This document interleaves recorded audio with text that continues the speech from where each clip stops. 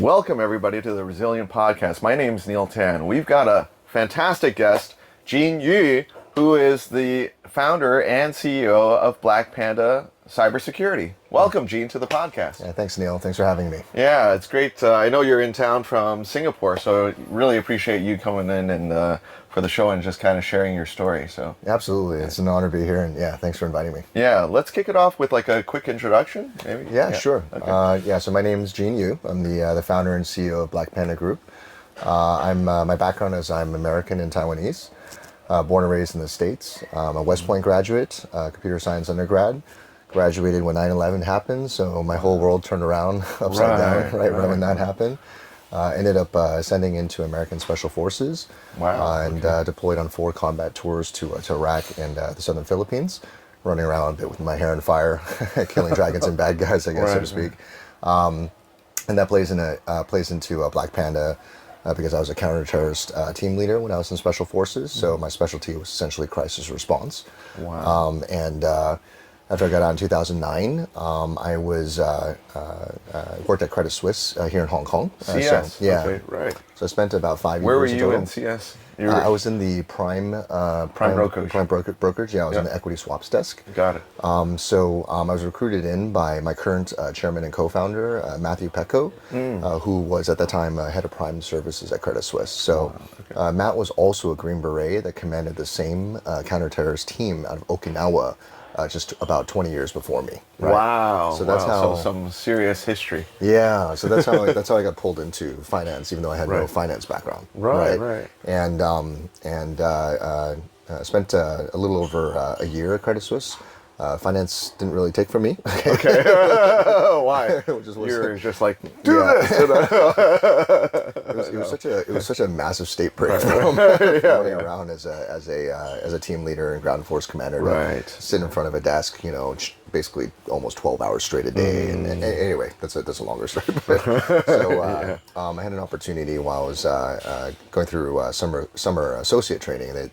I'd already started here in Hong Kong, but I got an opportunity to go back to New York. I was back there. I met a couple folk at the early days of Palantir Technologies at the New York office. Right. Went in. They really loved my background. I'm technical, right? I'm a computer science guy, and got recruited in at a time when I'm proud to say this. It's kind of insane to say this, but over 99% of the applicants at Palantir at the time were rejected. Right. Wow. And so I just kind of almost on a whim, kind of applied after I met some people there, and got taken in. And then so let CS know I wasn't coming back. Right. So I was one of the early guys at Palantir. Maybe tell the folks what Palantir is, or some people don't know. Yeah, sure, no problem. Yeah. So Palantir Technologies, I would describe it still as a big data company, right? It was one of the first ones. Palantir is actually an object from the Lord of the Rings book series, whereas if you remember Saruman, the White Wizard, right? He's got this orb that he looks through and sees anything in the world. That's called the Palantir, right? I thought it was a very clever name, right? Yeah. And basically, Palantir's technology, allows the users basically to use the platform and look at big data to find what it is that they want to know, essentially, from a very simplistic standpoint. So. I was very attracted to the mission, which was to solve the world's most difficult problems. It was just a really cool, clear, concise, and I was very attracted to that. And so I had a chance to see what a fast-moving Silicon Valley startup was like at the time, and helped build out their Asia office out of Singapore. So, and then fast forward, a couple years, and in 2015, Matt called me up and said he wanted to start a company called Black Panda. Put down the initial seed capital and asked me to come and run it. Wow. And so I've been doing it for the last 8 years, right? Going through this founder CEO journey. Yes. Black Panda is a cybersecurity company with 2 elements. One is that we're a cybersecurity emergency response company. We're the largest in Asia currently. Right. And we're also a Lloyd's of London cybersecurity insurance underwriter. We can underwrite insurance out of Hong Kong and Singapore, up to $5 million of coverage, companies up to $250 million in revenue. Right. We've underwritten about $75 million in the market to date. So these 2 arms of the company or what I believe are necessary for companies to be resilient after a cyber attack. Right? And so, you know, we consider ourselves like digital firefighters. Sure. We come in, put out the fire, and the insurance comes and helps pay for the damages that occurred in between the time the fire broke out and we showed up, essentially, right? And from a very simple kind of point of view, I think that's what companies need, basically, to get back on their feet. And so that's what we're about at Black Panda, is essentially digital crisis response, right? Harking back to my background in American Special Forces, et cetera, was the tie-in for me. So we're all about getting companies back on their feet after the cyber attack. Our philosophy is not a matter of if, but when. And so just how fast can you get back on your feet? Right. So it's not so much, you're not so much the prevention, but you're the cure post. Right? Correct. We're everything afterwards. And it actually makes, for us, I believe, a cleaner go-to-market strategy as well, because essentially we can partner with everybody else out there who is essentially in the prevention space, right? We like to joke around and say that all the cybersecurity providers or IT service providers are like the car manufacturer or the car itself. We're just the airbag, right? So, you know, so it doesn't matter if you're a Volvo or Toyota or whatever solution you have, you still need an airbag, right? And so we're that airbag that we just want to insert in every single car. Right. Very cool. And so, you know, kind of walk us through some of the potential use cases that you guys have, or maybe some of the examples of actual cases that you have gone through. Sure, absolutely. So the most common type of cyber attack we see here in Asia is called ransomware. One of the aspects of cybersecurity to maybe start it from a fundamental level is that everything in the physical safety and security world has a cybersecurity equivalent, right? It's literally, if you just take everything in the physical world and put the word cyber in front of it, exists in the cybersecurity world. It's just called something different, because the IT industry came up with a name for it first. Okay, and a lot of times, some of these folk aren't so acquainted with the physical world sometimes. And so, as a person that I consider myself a classically trained military tactician and strategist, it's easy for me to see, with a technical background, that the parallels exist between the two worlds, right? In fact, one of the underlying philosophies at Black Panda is that cybersecurity is not an IT problem, just an IT problem. It's a security problem, right? It's not a computer that's hacking you. It's a person. It's a thinking adversary who's likely has buddies or organizations that have different desired end states, and thus different courses of action need to be put together for the proper defense, right? So I talk about that from just an underlying principle, because when I talk about the most common attack we see, which is called ransomware by the industry, really what that means, and this one's a little bit easier to understand because they use the word ransom at least in it. Okay, it's self-explanatory. Almost to an extent. Right? It's the equivalent of a criminal attempting to kidnap your company. Right, the same type of criminal who's okay with kidnapping one of your family members and extorting you for money is completely okay to kidnap your company and extort you for money. It's the, you know what I mean? It's the same. It's the same mindset, the same workflow, and the same, you know, the same type of person. And so at Black Panda, how we approach dealing with ransomware is exactly, we modeled it after our experiences in our community, in my previous community, with kidnap and ransom, right? And how you deal with the negotiation, how you go through proof of life exercises. And I'm happy to talk to you in more detail in a second. But ransomware is by far and away the most common attack that we see. Essentially, the attacker comes in and encrypts everything inside the network so that the company can no longer access their files, data, can't contact their clients, et cetera, just frankly just can't operate. And you receive a anonymous email or some form of medium extorting you and asking you for $1 million, $2 million in Bitcoin, right? Or you'll never see your company again. And then so therein lies the extortion and the payments. So I think ransomware, if I put my criminal hat on, is probably the best business model, right? Because they're business people too, right? And in fact, cybersecurity loss in 2023 is set to eclipse over $2.5 trillion of losses, right? And it's bigger than the global drug trade, right? The global narcotics trade.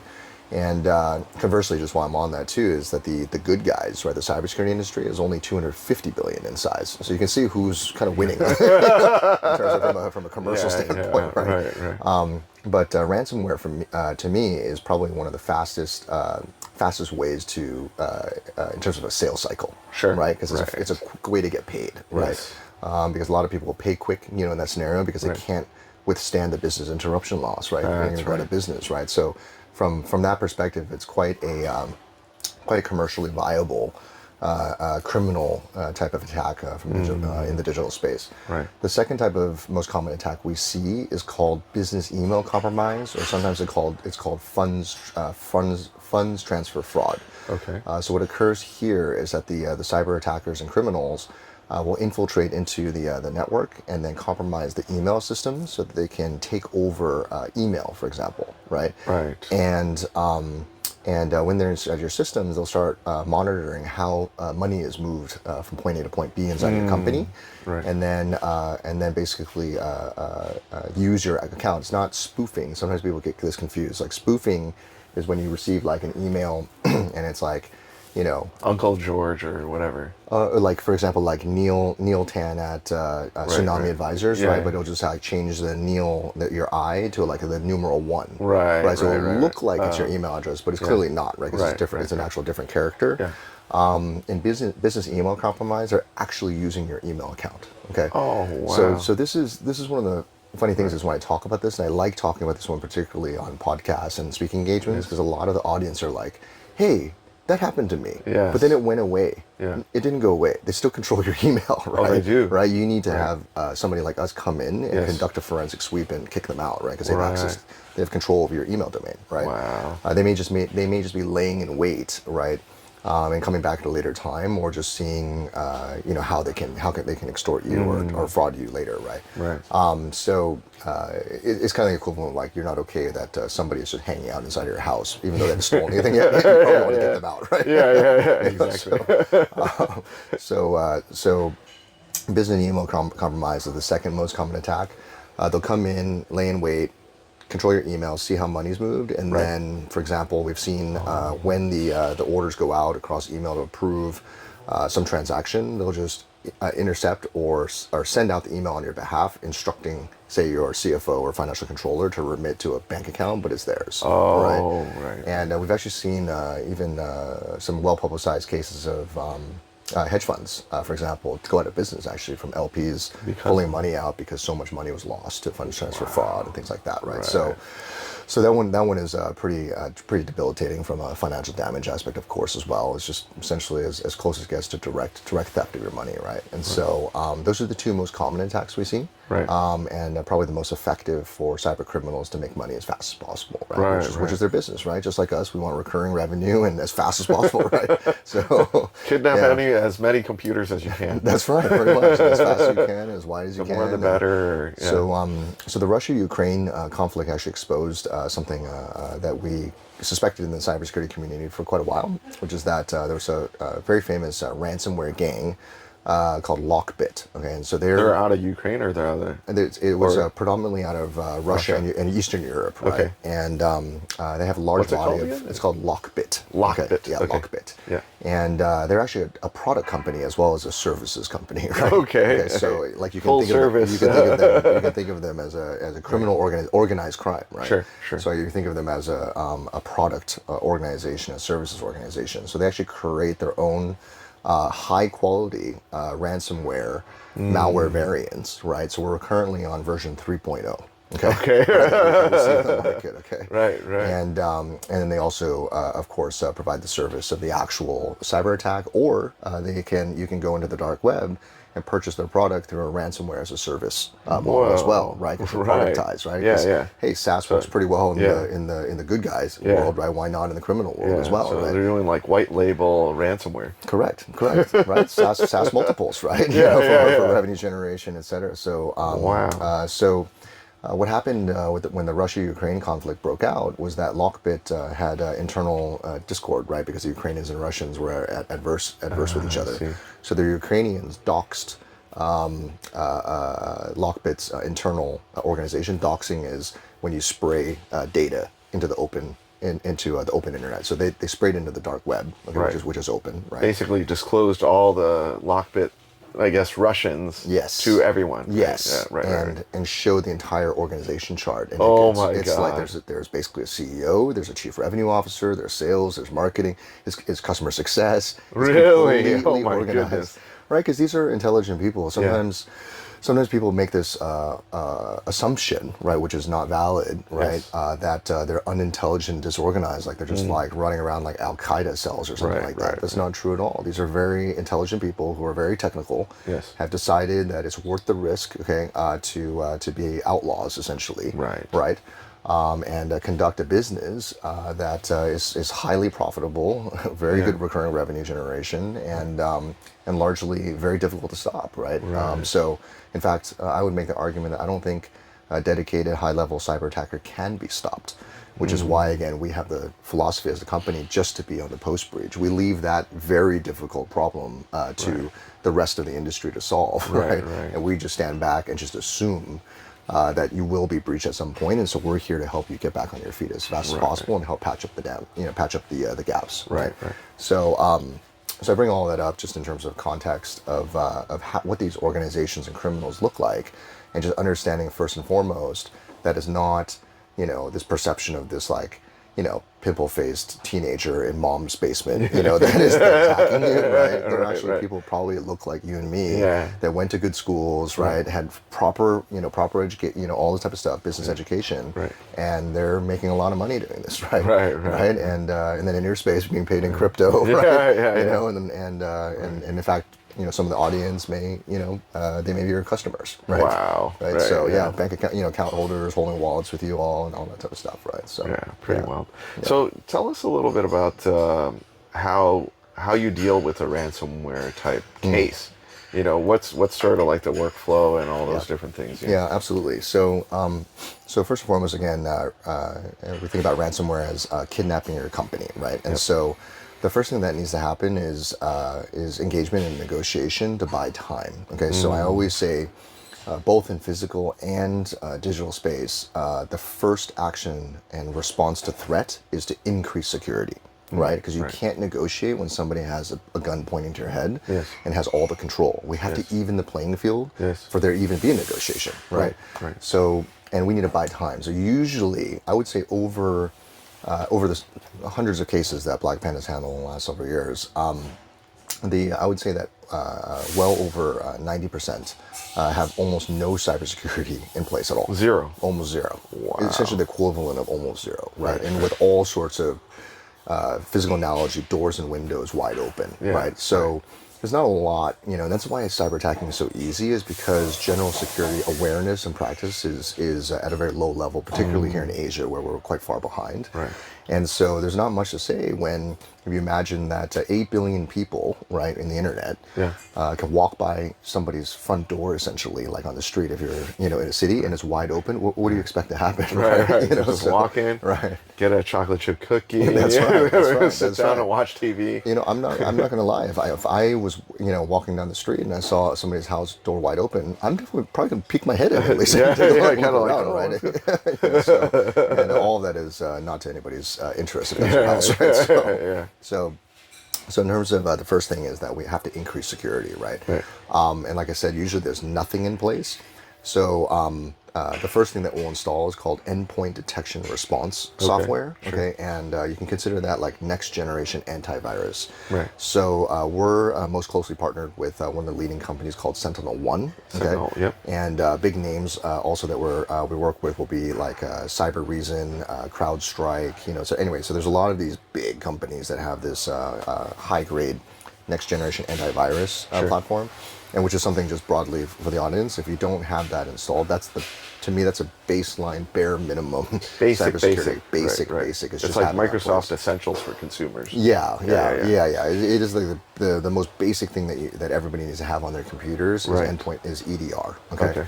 And so usually they don't have that, and so that's the first thing that we'll install just to get a baseline of security in place, right?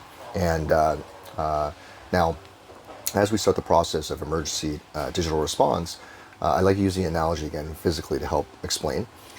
If you came home to your apartment or house and you saw that your house had been broken into and the TV was stolen, what's the first thing you would do? Well, I know for me, the first thing I'm going to do is look around for a bat-like instrument. Okay, I know we're both self-defense guys, but still, we're not going to go in like, hands up, right? Yeah. So I'm going to grab a bat-like instrument, right, and walk like a ninja through the house, right, and look to make sure the bad guys aren't still there, and pop out of a closet, right, and then suddenly, jack me up, right. So that's the first thing that I would do. So in digital emergency response, we call this active threat hunting, right? And it's kind of like we come in like a SWAT team and then clear the house and check behind all the couches and the closets and make sure there's no bad guy in there that can jump out. We got to clear those guys out first, and if we see them, then we go head to head and we kick them out of the system. Sure. So that's step one: make sure it's safe. Back to the physical analogy. After you've made sure your house is secure, what's the second thing you'll most likely do? I'm going to look around and see what else this person stole, right? I'm not going to just, right? I'm not just going to sit on my couch and just be like, oh, I guess it's over. They took the TV. That's it, right? Right. But funny enough, a lot of people react like that to cyber attack. Right. The cyber attack occurs and they don't see anything physically happening, right? But we got to remember this is generally invisible unless you directly have eyes on what they're doing, right? And people are like, oh, the attack's over. I don't need to look at anything else. How do you know, right? You only notice the one thing that they stole, right? And so the second thing you'll do is do an inventory and search through your house and see what other data was stolen or exfiltrated out of your system. That's digital forensics, right? We go and like parse through, and we use a lot of advanced tools at Black Panda. I spend almost $250,000 a year on the most advanced forensics tools that enhance all of this as well, right? One of the things that I commonly, just want a quick aside, because there's no true accreditation process for all of this, a lot of times companies or even internal IT teams will confuse that they can do cybersecurity incident response. Just because I take this glass of water here and throw it onto a fire doesn't make me a firefighter. Right? You know what I mean? Really? I'm not sure about that, Gene. But the digital equivalent is occurring where people do that. Right? They're like, I'm an IT guy and like I'm doing incident response. Well, you don't have any tools, right? Like, you know, we use we're partnered with Binalines, which is a very advanced AI platform out of Estonia. For forensics triage collection, Velociraptor, which is anyway. There's a lot of different specialized tools that need a lot of a training and accreditation on. Just like you imagine professional firefighters with their whole fire truck and all the hose and all the tech, all the equipment. We also spend nearly $10,000 every 2 years for a SANS Institute course to train our incident responders in the newest attacks, techniques, keeping them on their skills as well. So there's a lot of investment that goes into the skill set. And why incident response is so expensive, right? So so after this digital forensics process occurs with all of our tools and training, et cetera, the third thing you would do back in the physical analogy is, hey, how did this guy get in my house, right? Because if you don't know how they got in, they can come back, right? Or again, recurring revenue, right? So, and which happens. That's also a sad thing that we see when victims brush off like, oh, we don't need to figure out how it's over, right? I changed my password. Or change my password, or just assume that they came in that way. You don't know, right? Where's the secret tunnel and chimney that they came in? Because we need to figure out and block that off or fix that problem so they can't come back. Those are the three things that happen when a firefighter shows up or a policeman shows up. Okay, when a crime occurs, that's the same thing that happens in digital space, and that's back to my point that everything in the physical world is the same in the digital world that needs to occur, right? That's wild. So they end up securing, let's say 100 servers. What happens after that? So you determine, you like, okay, we're going to open up. We got to do all the digital forensics and all those different things, and then they said, hey, Gene, knock, knock. I'm asking for, 5 million, 10 million, whatever the number is. What happens from there? Right, thanks. So back to the specific ransomware type of attack.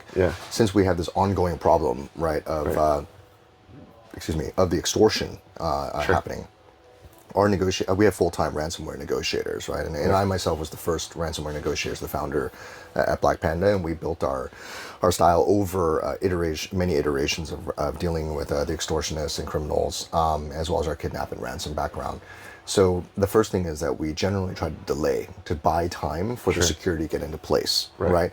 So we're doing things like often, at the beginning we can't get away with this now, so I'll give a throwaway technique. But we used to say things like, they'd be like, hey, we want this amount in Bitcoin. And we advise the client, be like, just tell them you don't know what Bitcoin is. These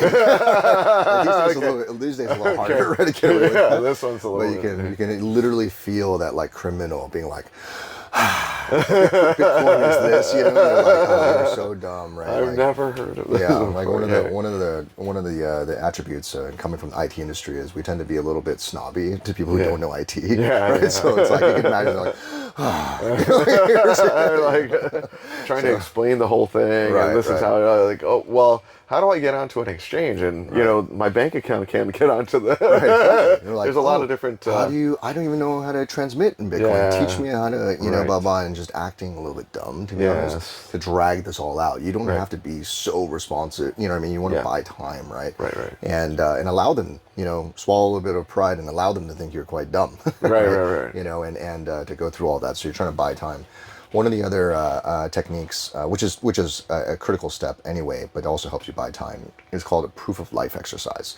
So in kidnap and ransom, proof of life, which is the same in like real life, right? Correct. Okay. In physical kidnap or extortion scenarios, proof of life is like, for example, showing proof that the hostage is alive with the proper time date, right? So like, you know, for example, in the movie Proof of Life with Russell Crowe and Meg Ryan, they have a proof of life where the victim holds up a newspaper showing that day's front page, right? And he's alive, and you know, because without proof of life, you need to know that the product you're buying is good, right? Yes. How do I know what I'm buying, right, through this extortion is still valid, right? So how we do that in the digital ransomware scenario is that we'll create a secure cloud instance and then put a bit of the data that was encrypted in there, right? And this is handled by us professionally, so it's done safe, secure, etc. And then ask the attackers to prove that they can unencrypt it and that we get all the data back. They can unencrypt it. Right. Show us that you can actually fix the problem you just created, right? Because sometimes, I just talked about one of the most professional and feared ransomware gangs, which is Lockbit. They have like QA/QC engineers, and they're like proper like institution, right? But there's a lot of like, you know, variants, like kind of like lower level variants of ransomware in the market that aren't QA/QC, and they may not be able to actually unencrypt everything, right? Wow. It's actually kind of messed up. They actually messed it up, right? Broke it, can't fix it, right? Right. It's like accidentally shot the hostage. Yeah, exactly. Like shot off its, it's like, oops. You know, and just like in a kidnap and ransom scenario, and sorry to be, you know, a bit on the nose and a bit brutal with this example, but yeah, they accidentally harmed the hostage, right? Like say they like accidentally, like you said, shot off their foot or something like that. Well, I want a discount. You're not giving me back all the goods, right? You're not giving me back how, you know, what you're promising, right? So that's immediately grounds for you to negotiate on the price, right? And same thing with ransomware. If they try to unencrypt the encrypted files, and then they can only unencrypt a portion of it, well, immediately that gives you grounds to attack to start negotiating the price down, right? So like 100 servers, but we could only unlock like 30. Yeah. So it's like, all right, well, it's like 70% off. Yeah, something, right? Something like that. Right? Something like that. Right. And it's important to negotiate because just like a bit in normal business, right? When somebody takes the price right off the bat, you kind of know you left a lot of money on the table, right? There's no negotiation, right? Like great price. You're like, oops. So same way is that for the attackers to feel satisfied, essentially, that we've arrived at the right price and hopefully go away after this, after you've secured, you know, and kind of leave you alone. Is that we need to go through a process, right, of negotiation, and there's a little bit of attrition. So there's an art here of like how long do you take that, you know, how deep do you go? Because especially these days, and this evolves over time based off of how effective the ransomware attackers are being in their business. But if you take too much time, well, now the sales cycle is too slow for them, and they're just going to move on to the next one who's going to pay them faster, right? You know, et cetera, right? Because they're looking for fast sales cycles, right? So as you go through this process, that part is the experience of the ransomware negotiators, of a professional incident response firm that's doing this day in, day out, right? And to be clear, at any time, like right now, Black Panda is handling probably about 15 to 20 incident response cases, right? This is happening all the time, right? And so so after you get through this process of proof of life, right? It's basically like you went into their bank, took 10 hostages, Right. And then you say release 2 of them, or release to women and children, or something like that. And then it's like, okay. And then they'll say, okay, all the people inside are okay. Right. And then you're like, okay, fine. Okay, got it. Right. And then you arrive at the right price. Yeah, right. yeah. And then also the other thing, of course, is to check, do they really have you checkmated? Right. Like, did you really not have any backups? Right. Oh, right. You know, like that. Like, can you really not operate? Right. Or is there really no other option Which, to? I mean, in this day and age, it's pretty surprising people are not backed up, right? Be surprised. Be surprised, yeah. And right, and then also just in terms of like the quality of the backup, you know, sometimes there's data that was too sensitive for whatever reason that they don't want to, you know, all these sort of things. So, you know, after checking whether there's no backups, but also if you're going to just restore the backup, that needs to be done carefully as well, because we need to secure you before you just back up. Because again, like I was saying, you don't know which secret tunnel and chimney they came in on. Yeah. After you back yourself up, they're just going to go right back in and again, right? Charge you again. Yeah, and actually and get annoyed because now you're showing lack of good faith in the negotiation, right? And they're probably going to jack the price up on you, or maybe even they got a lead on where your backups are now and go encrypt your backups, and now you're really hosed, right? Right. You know, so or they just like take the thing. I was like, all right, I'm going to dump it on the deep web. Yeah, exactly. Or sell it to your competitor or whatever. Right, exactly. And you've annoyed me, right? And I'm just going to move on to the next guy as a paying customer, right? Right. So, okay. So say everything has gone well, you know, at this point, and you really don't have any other options, which is usually the case with a proper ransomware attack. Right. Then payment has to occur. Now, early days when this all was happening, it was a bit of Wild West out here in Asia, and we would help and set up with crypto exchanges and do this. Oh, you would? We used to, at the very, very early days. And we discovered actually this is very high risk due to now much more regulation, AML, KYC around crypto, et cetera. Right. So there are actually specialist firms in the US. We don't do this, we outsource it now. There are specialist firms in the US that specifically only handle ransomware payments and have all sorts of licenses with like the Better Business Bureau or Money Bureau. I forgot. There's so many, all this regulation around it. But essentially all of that headache then we take to them to help us transact the crypto payment. So it's a third party that's facilitating payment of the ransom. Correct. Yeah, there's a few firms that literally only do this in the U.S. because there's so much of this ongoing, in particular with awareness in the U.S. and servicing the markets. So and then usually and almost always after the encryption occurs, especially if the ransomware attack group is professional, right, and it needs to keep up its reputation as well, right, because usually you can figure out who it is. If they don't actually give you your data back, that's bad branding for them, right? Right. About, especially if you paid, right? Yeah. Yeah. So if you like their reputation, it's like say Lockbit's out there and it's like, hey, Lockbit, every time you pay them, they can't actually unencrypt everything. So you just know that when Lockbit attacks you, don't pay, right? So it's bad for their business, right? Because they're looking for fast sales cycles, right? You know, so it's really funny, right? So it's really like what I'm trying to communicate to the audience and about this typically to the market is to think of them as a business, right? Because that's what they are, right? Yes. You know, they don't have any personal agenda against you. They're just trying to make money, right? They decided to do it in an illegal and frankly a immoral way, but they're businessmen at the end of the day, right? Yeah. So, and then at that point, hopefully you get your data back, and then hopefully you're taking your cybersecurity very seriously at this point, right? So, because again, when you think about it, like, you know, again, if you put your hat on, your criminal hat on, and I'm trying to put food on the table for myself and my family, are you trying to take on the most heavily fortified cybersecurity targets to challenge yourself? No.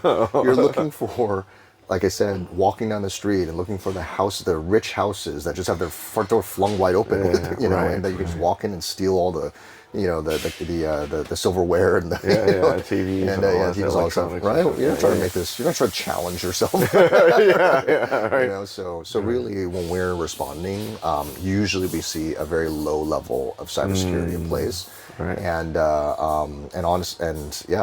that's probably my biggest message is that if you're not investing in your cybersecurity, I mean, it's really not a matter of if, but just when, right? There's 8 billion people that can see you basically on the internet, right? If you're in your living room or whatever. Yeah, right. So, that's like crazy. So now kind of switching gears and talking a little bit more about your personal journey, because we were talking beforehand about everything from like West Point and all the way on through. I mean, maybe tell the audience about that whole journey and. Yeah, sure. So so I entered West Point in '97, right? And so computer science undergrad. Took I always call it like I took a left-handed turn, at school for university, and didn't go the normal path, especially as Chinese Americans, right? And going, make our parents proud, go to Berkeley or whatever. Yeah. And so decided to try to do something different, right? I wanted to see what else life had to offer. I felt like, if I did what everybody else was doing, I could see what they were getting, and I just was curious enough to try something different, right? To just see what else I could get out of life in that direction. And so went to West Point and went for the challenge, the experience, and got it all in spades. I mean, West Point kicked my ass. Okay, right? Sorted you out. To be a very dark, to put it bluntly, right? And really put me in my place. But it's a place that challenges you the most holistically, I think, that you could possibly imagine, right? It is, and I really say this without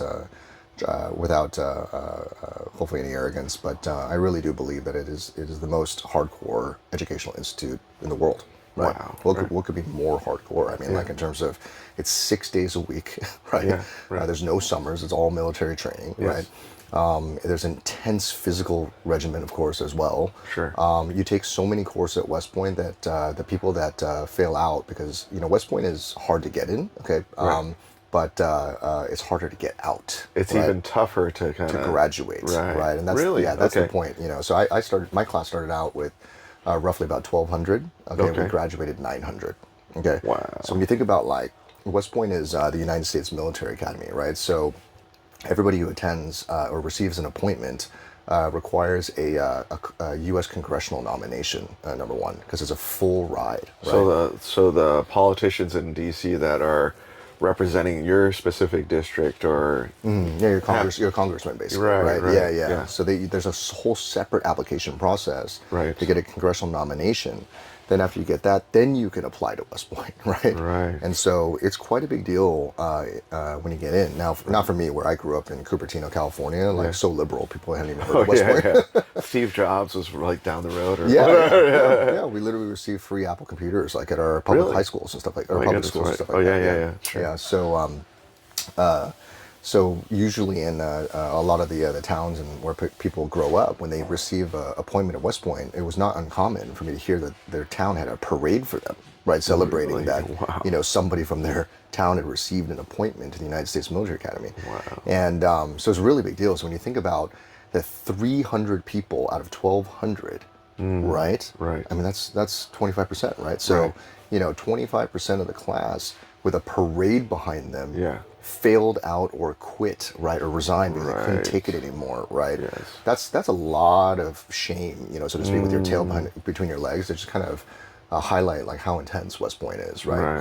And anyway, so graduated, right, and I feel like I barely made it out of that place, but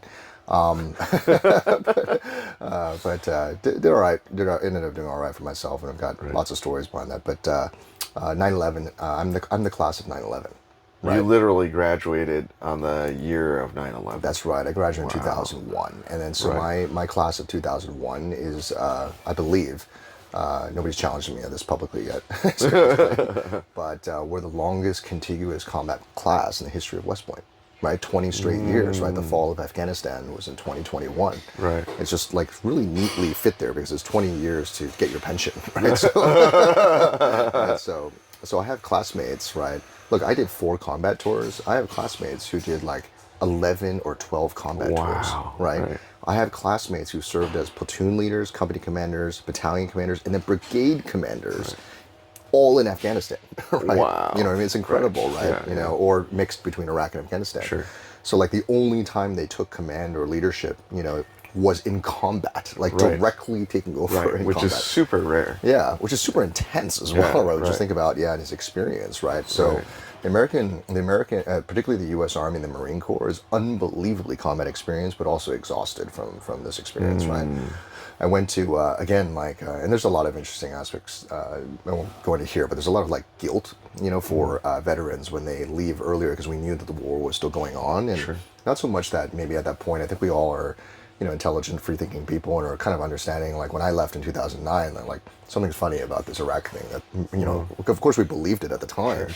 In 2003, when Colin Powell gets up on, in front of the UN and tells everybody we have definitive evidence there's WMD, right? And I was like, they have WMD? We gotta go get that, right? We better sort this out. We better sort this out. I mean, I took 9/11 very personally, having gone to West Point and trying to pretend to be a normal college student on the weekends in New York. I spent a lot of weekends in New York City. I love New York, And so I took it quite personally when 9/11 happened, and that changed my whole mindset of going to West Point for my own self-interest, right? And using the Army, or using the government for, basically this experience to being like, hey, I want some heads, for this, right? And that's why I ended up ascending into U.S. Special Forces and became a Green Beret, et cetera, because I wanted to fight, right? And, the other aspect of that was that it wasn't so much that I thought that inside that I'm like, clearly, I'm so awesome. I should be in the top of the food chain in Special Forces.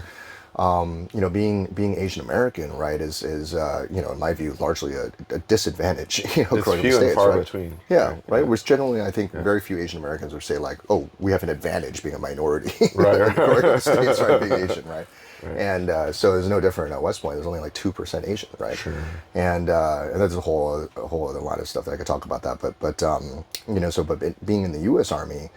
Wanting to fight, the Green Berets in particular has a mission of being very culturally immersive, right? And so the world, the American Empire splits up the world right into regions, and there's an entire special forces group called First Group, which is focused on Asia. And so there's more, I wouldn't say a lot, okay, but there's more, right, Asian Americans who serve in that unit to be better facing towards Asian partners, right?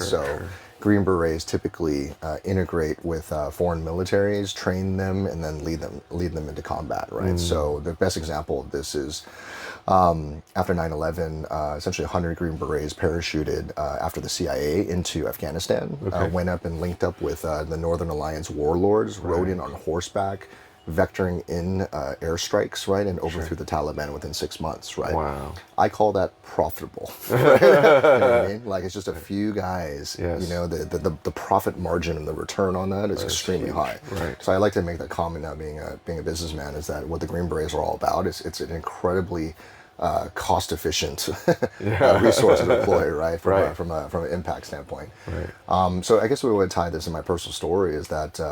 In the Green Berets, I ended up. So what I was saying was that because of my background as Asian American, I thought finally I could use my disadvantage of being an Asian minority to have some use here, right? And so if I can get through the selection process, the tryouts are extremely intense, and the training pipeline is extremely intense, as you might imagine, with a very high attrition rate, higher than Ranger School, all that, which I attended as well, if I can make it through, then that's where I should best serve. You know what I mean? Like, I look at it that way. It was like, it wasn't like I need to, I wanted to be a Green Beret once I internalized that I wanted to ascend in this group. But really my mindset was like, you sort me out of where I am best useful for this, because we need to take care of this thing that happened, with 9/11, right? And they sorted me good as well. That the hazing at go through that training made everything at West Point look like a joke. Which was intense. So like the attrition rates are like, what are the attrition rates on that? I never actually got heard any definitive numbers on it, but I mean it's really high, as you might imagine, right? It's super high, right? Because it's not. This is we're talking about like some of the most elite, most cunning, and hardest warriors that America produces. You know what I mean? And I'll get into a little bit about the trading floor at Credit Suisse or any investment bank trading floor alpha culture, right? The alpha culture of the trading floor can only be surpassed by the alpha culture inside of Special Forces A team room. I mean, it's like the opposite of DEI. You know what I mean? Like literally all this diversity, equity, and inclusion is like the opposite. It's like uniformity, no equity. You just get told what to do, and it's exclusion. We're elite. Right. Completely opposite. Yeah, it's really funny when I think about DI. I'm like, the place I came from is literally opposite of this place.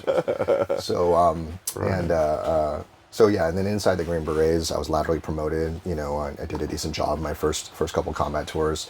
I was laterally promoted into a very special counter-terrorist unit that covered all of Asia. Okay. And I can say this with that was based in Okinawa. Yeah. So this is no longer in action. At the time, it was a classified unit. It's no longer in existence. It was called the Commanders in Extremis Force. Okay. It's basically like JV Delta Force. So and the other unit at Delta Force level is called SEAL Team 6. Okay. And that's the unit that became really famous for taking out Osama bin Laden. Sure. And then made a million movies about themselves, about SEALs, stuff like that. So those guys are the most famous. A lot of Hollywood. Yeah, a lot of Hollywood with the SEALs. So the Green Berets, the heritage of the Green Berets is that during World War II, the Special Forces of the United States was called OSS, the Office of Strategic Studies. And after World War II, it disbanded, it split into two organizations. One was the CIA, and the other was the Green Berets. Okay. So it kind of shows the heritage of clandestine nature of Green Berets. I like to, when people are like, what's the difference between Green Berets, Rangers, SEALs, et cetera? I always like to say, we're the guys we're the smart ones. Like, you know what I mean? We're the guys who use our minds. And I like to say that a lot, is that like, the rifle was not a weapon. That's just a tool to me. I'm the weapon, right? You know, my mind is the weapon, right? Even my mouth is a tool to move other people and influence other people to do what I need to do, right? So, and now even through cyber, I consider as an extension with computers are my tools, right? But I'm still the weapon, right? Now, so I laterally was promoted to be one of the team leaders in this Commanders in Extremis unit, which his specialty was hostage rescue. So we were on a 6-hour call string, and we were basically America's 911 in the Asia region, right? So any crisis that occurred within 6 hours, the proverbial pager would go off. In 45 minutes, we needed to be at the base, and then pallets loaded and launched at a Kadena Air Force Base anywhere in Asia. Wow. And so all of that process of how to run an organization like that, to be on a short string like that, and have that consistency, and it's a no-fail mission, right? And and what that looked like, that influenced tremendously how we operate at Black Panda in terms of how we conduct emergency response. That's where I cross over, even though I'm not a forensicator or a cybersecurity technical expert. Sure. I understand the logistics behind it, right? And how the process, how the model should work, right? And I saw how the best did it. I can say with no reservations that the Commanders in Extremis Force at Okinawa was the best resource trained and combat experienced elite crisis response unit in all of Asia, right? There's no country in Asia could even compare, right? And so I bring all those lessons learned across. So after a couple more combat tours in Iraq and the Philippines, I got out in 2009. And Iraq and Phils. Yeah, Iraq and Philippines are my two. Japan and then to Phils, right? Yeah, which is a whole other story about like spending like almost a year in a foreign country and then coming back to another foreign country that you don't even know, because I was barely there, right? Yeah. So out of the 48 months that I was stationed in Okinawa, I was in combat for 40 months. Wow. Right? I was one of the most deployed. I think I was one of the most deployed captains in my entire year group, right? Wow. And so I saw a lot. And another thing too that sometimes catches people by surprise. There's this lost fact that when you're in combat, it's 7 days a week, right? Right. I know it's kind of funny to say, but some people are like, "Oh yeah, yes, you can't just take Saturday off." Like what happens? There's no like agreement between you and the bad guys. Let's just take the kids off. So it's pretty intense, but at the same time, like it brings around a lot of the work ethic that I bring to Black Panda, right? As a founder, I mean, one, you just can't shut it off anyway. But it's been 8 years going, and I can honestly say I don't think I've taken a single day off where I don't think about Black Panda some way or do something, right? So anyway, So after I got out of the military, I went to Johns Hopkins School of Advanced International Studies. So I was there for about a year, and I came in Maryland. So it's in DC. Okay. I actually went to a program where at the Nanjing campus, and that's where we might have met at Shanghai BJJ. Yeah. Shanghai You were at Hopkins then. Yeah. I see. I had no idea. Right. So that's when I would travel on the weekends to Shanghai to come train at Shanghai BJJ at the time. Right. So this is too strange because I studied abroad at Nanda. Oh really? Yeah. So you know HNC, and the location. Yeah, I know interesting. exactly where. I used to live in Diba Susha. Like So, anyways. Okay. Yeah, so we're not talking about me. We're talking about you. Okay. We'll continue that afterwards. Okay.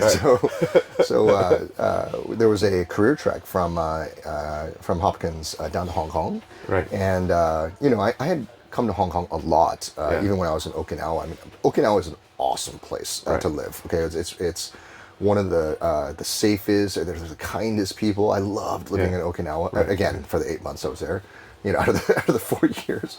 But it's not really good for like a young single guy, right? It's not. There's nothing going on, right? And there's tons of other military. Yes, folks out there. You don't really want to hang out with like other soldiers, right? So fortunately for me, at the time, Hong Kong Airlines opened up a direct flight because Japan started opening up Okinawa for tourism. It was right around that time, and there's a direct flight to Hong Kong. And some of my best friends from, in fact, my best friend from Cupertino came to Hong Kong to investment banking, et cetera. So I was traveling here to come hang out, and then Hong Kong to me is very much like the big city to me that in my adulthood, right? Yes, right. For all of Asia, my life is always kind of centered around Hong Kong as the major city, right? So I came here a lot. So during the HNC career trek thing, I really just came down for like kind of a free trip to just hang out in Hong Kong and going around, and we're like meeting like investment banks and like Nike and just going around just meeting companies, right? And and then I let one of my good friends at the time, Henry Jung, know that I was in Hong Kong, and I was like, oh, it's really funny, like I'm visiting investment banks, and he's like, he's like, you are? He's like, and I was kind of commenting, I was texting him or something, and I'm like, oh, I'm at Credit Suisse, and he's like, stop, leave don't talk to the HR person, like go to the 54th floor and go see Matt Petco right now. And I was like, really? What? I was like, what? Like literally, like get up in the middle of the interview, and then like, right? It's like it's a group of like 20 students, right? Right. And we're so like blown away by Credit Suisse, right? It's like this huge boardroom. This is still in Exchange Square and everything like that. Right. And it was really awkward. I just kind of like stood up and like walked up. I was like, where are you going? So I go to the 54th floor, and Matt is waiting for me there. And we start meeting, and we do the bona fides, and like, because he was the commander in Extremist Force team leader as well, right? Wow. 20 years before. Right. And that's why Henry had connected us. You got to meet this guy, right? And we met for about, I would say like 5-6 minutes. And the big one is that out of all the Special Forces captains in the U.S. Army, I was one of 9 to be selected for early promotion to major, which is a very big deal, right? It's a huge deal. And it was a huge validation for me because I like was like the last. I was the lowest ranked, like I had the lowest military grade at West Point after like plebe year. Like I failed like all the physical fitness tests. Like I had my ass kicked at West Point, and people thought I was a clown there, And so like. It was a huge validation of like having proven myself in the real thing rather than just schoolhouse, right? Right. And then Matt was also one of the guys that got promoted below the zone, right? And he was also promoted below the zone. And so immediately when he heard that, he was just like, "What are you doing? You have 1 more year at school. Don't do that. Come work here at Credit Suisse right away. I have a desk open for you right now. That just opened up on the swaps desk. Can you come down here basically like." Basically in a couple weeks, right? Yeah. And I when I was sitting there, I was just like, "Whoa!" I just got a job offer, and I was like, I wanted to ask him. I was like, "What's an investment bank?" What's a swap? Yeah, right. I have no idea what's going on. I'm basically like out of the Army, and then like studying international economics, right, at Johns Hopkins, and I thought I was going to go work for like the CIA, right? I don't know any other world at that point. And it really is. I give Matt a lot. Matt is Matt is one of my greatest friends and mentors today. And I really give him.